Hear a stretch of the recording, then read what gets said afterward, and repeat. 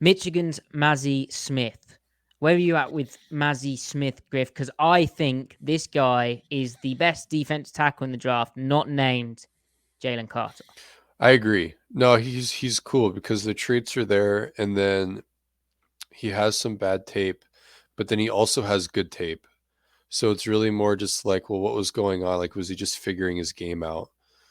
Um, and then once he did, it was like, something popped or whatever, and which is really in line with what they like to draft defensive line because those guys tend to fall where they have good games and bad games, and they always bet on the upside. So that's Frank Clark because he had up and down tape. That's Malik McDowell had up and down tape where the good is really good and the bad is kind of concerning. Um, that's even Daryl Taylor. So even though those guys are edges, it's just like, well, McDowell's an interior player, but this is kind of like right up their alley.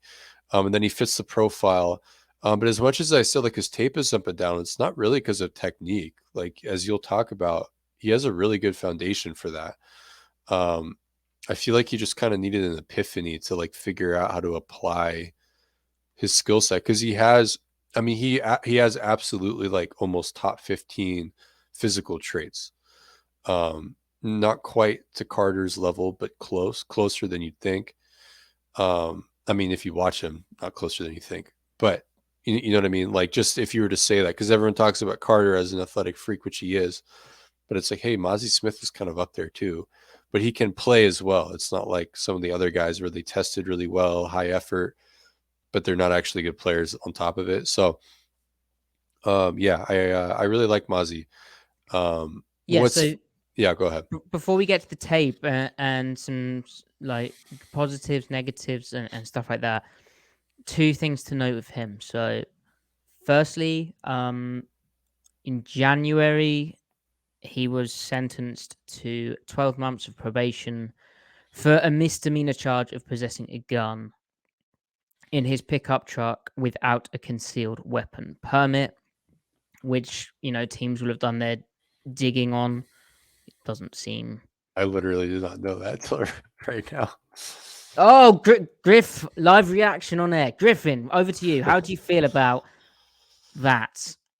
Of all the things that someone could do, that's like really like I don't care. You have to get your Um, concealed weapon permit, Griff. Come on. yeah, I think it's more like if teams are upset about that, it's more like you're doing things that could impact your availability. So what's your judgment like off the field? Oh yeah, yeah, absolutely, yeah. I don't really have an opinion on the actual act, I guess. The what the amendments, the Constitution. I didn't say anything about the Constitution. Okay, okay. No, I didn't either. Obviously, as a British person, I'm very familiar with guns. Right. The other thing with Smith is what's nice. He meets Seattle's requirements. Really, he tested very very well for a 6'3", 323-pound person with 33 and 3/4 inch long arms. 1.78 10-yard split. Oh no, that's a different person. An 8 foot 11 inch broad jump, a 29.5 inch vertical jump, 34 reps on the bench press. Like, I mean, that's pretty nuts. That is pretty nuts. So yeah, he's a big dude who has the testing to back up the kind of first step that we saw on tape. So in terms of the tape, let's go. Let's get into it. And I think if see a discussion while I bring this up, Griff, is Seattle like a team who takes a guy who, in theory, the pass rush has yet to become a thing, right? Hmm. Like, would they just take a guy who's really solid against the run? It's going to have to be Smith's like a first round player, right? Yeah, In terms of this draft as well.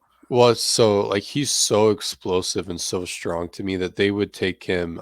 If they take him in the first, they absolutely believe he's going to develop into a pass rusher. Right. Like, I mean, the traits are too. He has too much going for him. Um, so I'd be shocked if he. I'd be pretty surprised if he doesn't develop in as a pass rusher, no matter where he goes. Really. I love how he like wrong arms guys when he's rushing. Carter does actually similar stuff, where you just kind of completely unlock the hips and cause problems. Yeah. I mean, so even though this is TCU, the OSU game, they have a center, highly touted center, and he absolutely sends that guy flying like 5 Luke times. Whiteler. Yeah. I mean that guy is of the centers, he's one of the younger centers, so maybe his play strength isn't quite where it will be. Like he's 21, he's not 24, right? But I mean, Mazi Smith absolutely ragdolls him, run and pass. Yeah. Um.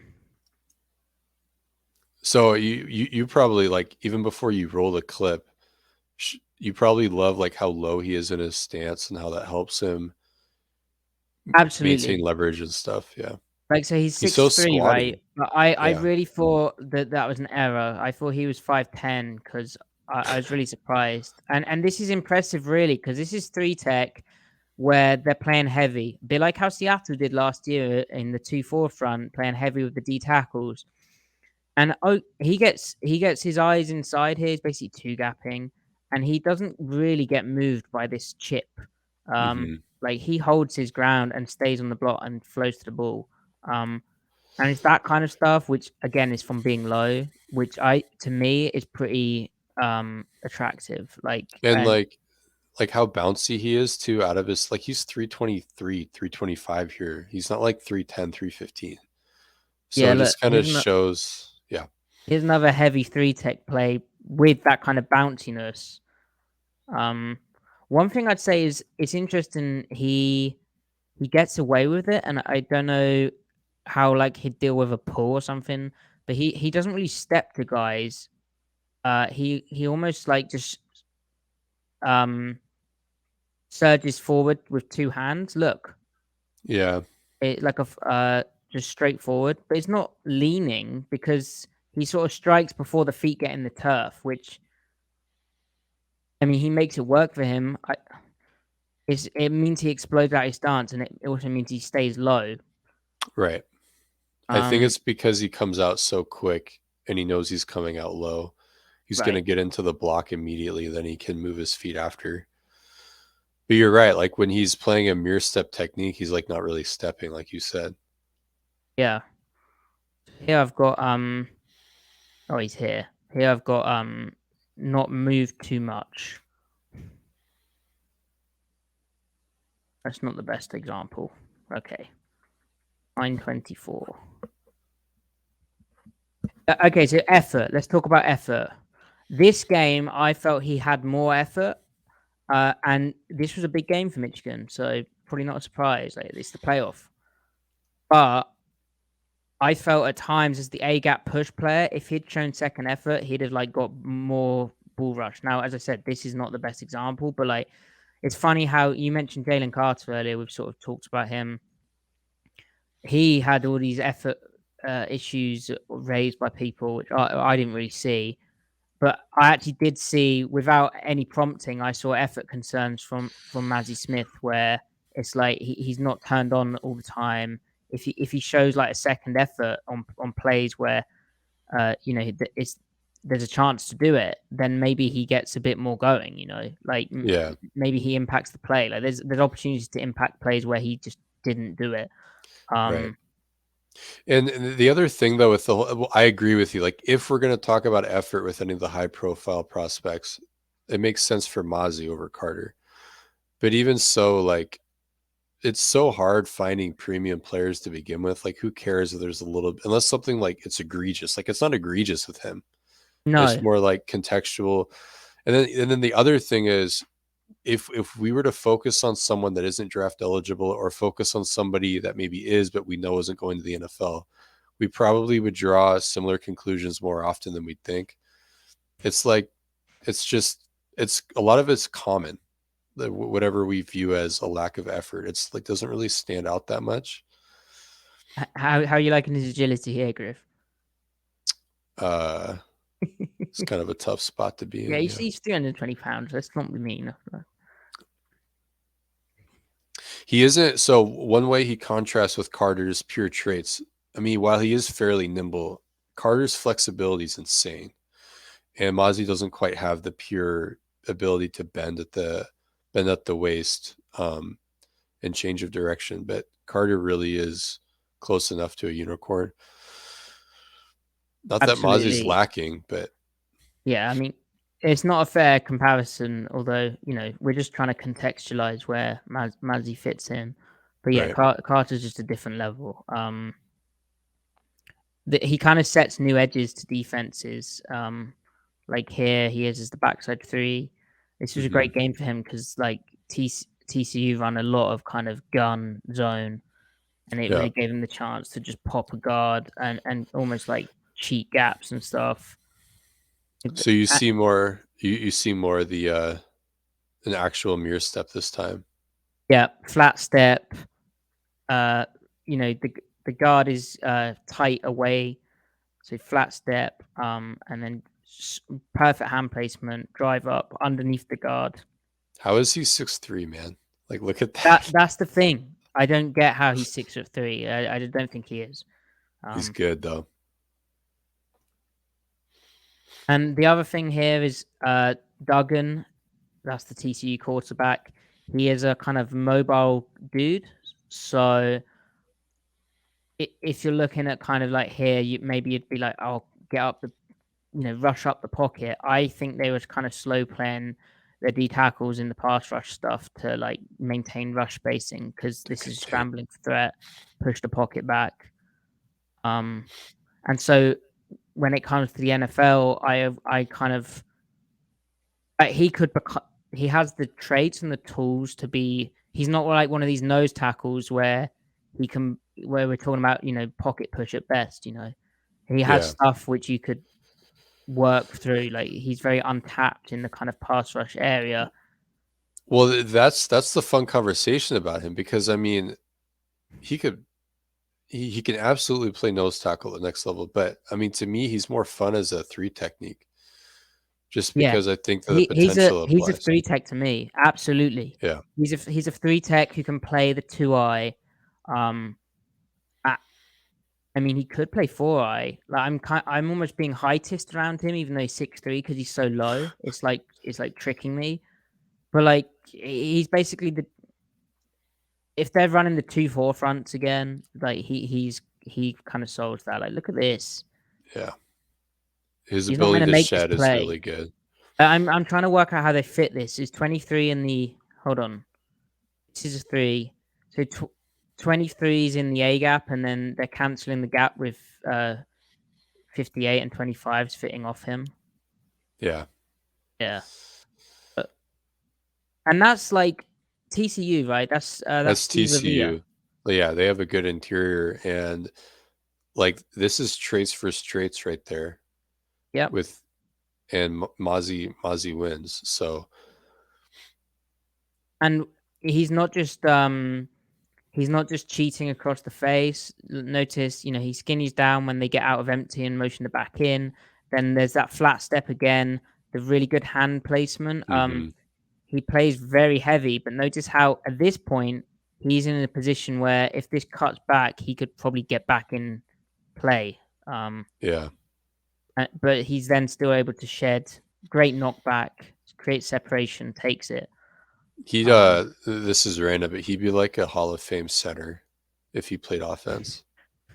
He'd be there we go. he'd be Jason Kelsey if he played offense. Evan Brown's going to get competition where Mazi Smith comes in and takes his job.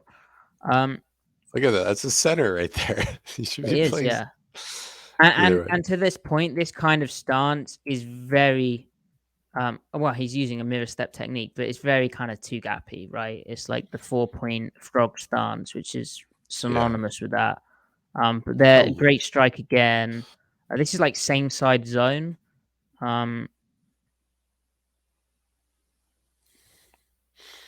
So not a very NFL-y concept, although Kansas City runs it. But here, I think this is a solid rep. So I've seen people say that he gets moved by combos. I only really saw it where he'd get in this kind of position and then he'd be like, "Oh, he's not getting moved really here." Like that's a really solid rep. But then what Yeah. would happen is he'd dance into the gap away from where the combo's coming from, and then he'd get shoved. It was more that he was just getting greedy to make a play, but we'll see better examples of that. And so once again, too, I agree with you. Like his actual ability to engage the blocks when he's doing it right is totally fine. It's like you said, trying to make a play. The contrast with Carter, Carter is a assignment robot. Like people like in well, when people kind of say things like effort or like consistency or can you be as good as you can be and stuff like that, like it's when you play the technique to the letter, I feel like that suggests quite a bit in the other direction of commitment and being able to be coachable and all that stuff. Like you don't see this from Carter very much. He doesn't abandon his assignment or try to do more than he should. Like he plays the technique to the letter and he's more consistent about what he can Yeah. like intentionally do. Yeah, and to be clear, we're not saying that this rep is an example of that, but there's ones down the line. Yeah. And Carter's in a defense where if he his teammates are likely going to be right, Right. um That's true. That's true. he doesn't feel the need to have to press. I felt Mazi, like, it's not a negative, like he's trying to make a play for his team. It's not necessarily a bad thing.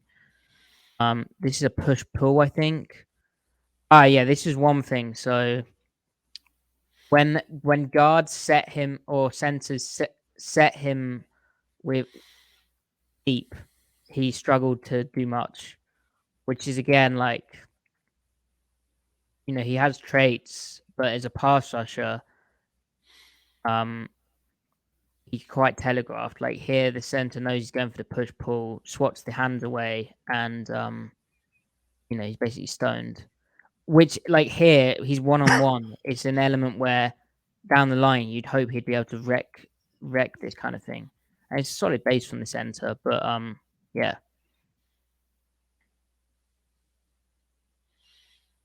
Okay.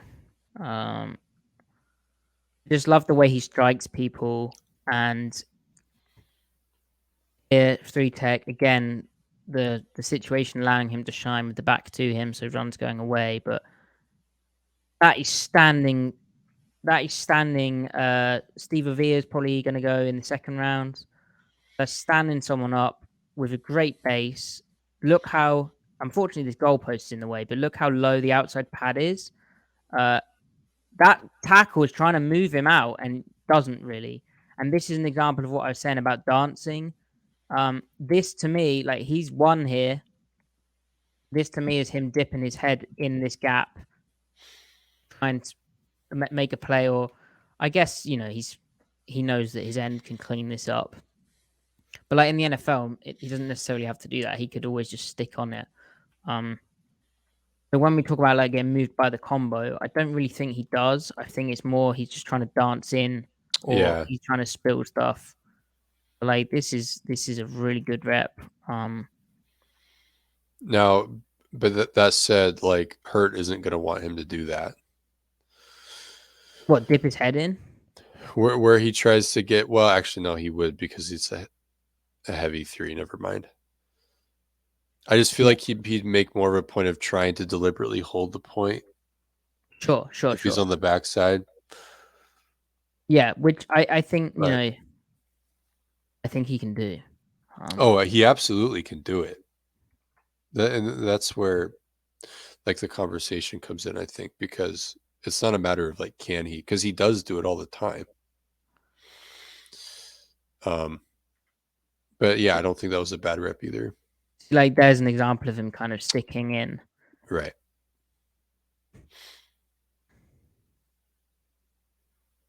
And so it's another, so that's the other thing with the benefit of a 5-man front, even in nickel, when like, because obviously the pass rush angles won't be there in nickel bear when you're playing 5 guys on the line of scrimmage, but the one-on-ones will be. Yep. And this is just, he'll feel less inclined of trying to make a play on the other gap where he can just focus, just dominating the guy in Go front of knock him. the crap out of that guard. Yeah, and that's where I feel the projection gets so exciting. Um, and yeah, when you have to play your over G front, he will be an upgrade um, on everyone they had last year in that, just because he's so special in that way. And Seattle spoke about trying to be in a different mode, um, in terms of splitting double teams, not kind of staying and playing. And here, this is a pretty good job of finding that kind of space to go for it. He's clearly expecting, that 25 is going to fit the A gap off this, so he has the B, and he gets his ass through into the B. Again, it's nice to see, we've been seeing him playing on the right side. Here's playing on the left, so different foot going in the ground and then strike. Interesting, actually, how I think he knows he's going to spill this, doesn't he? Just from his Yeah, starting footwork, going to try and split the combo. this is a particularly good rep because the guard knows how low he needs to get, and watch him get his hands underneath him and still like dig the Yep, block out.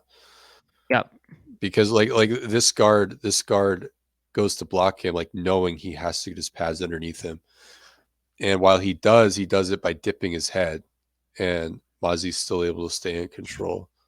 yep. Hands still get lower than that guard's dip. Yeah, his Like, elbows are very tucked. this is probably interesting from a side-on perspective. So, and also like even though Jaron Reed at his best is a really technical player, Jaron Reed his elbows would get a little too wide, and Wide, yeah, his hands would end up sometimes miss placement and get more on the outside shoulder pad, which you can work because you can grab the pads like yep. savvy tackles know to make it work. But We've seen the snap clinic, after Griff. snap, what's that? We've seen the clinic. Yeah, yeah. But Hmm. snap after snap, like to contrast with that, Mazi is like religious about keeping his elbows fairly tucked in, which helps him get his hands in the armpit and control the block. Even if he technically isn't even lower than the guy, he functionally is lower than him because of that. And this is pretty crazy. And Michigan's playing a lot of kind of gapped out concepts, or at least, guys are coming from tough angles, so they're playing heavy up front, a bit like Seattle was in the 2-4 last year. And Mazi's able to play like kind of gap and a half, kind of two gap, whatever you want to call it, but he helps them cheat the math. Um,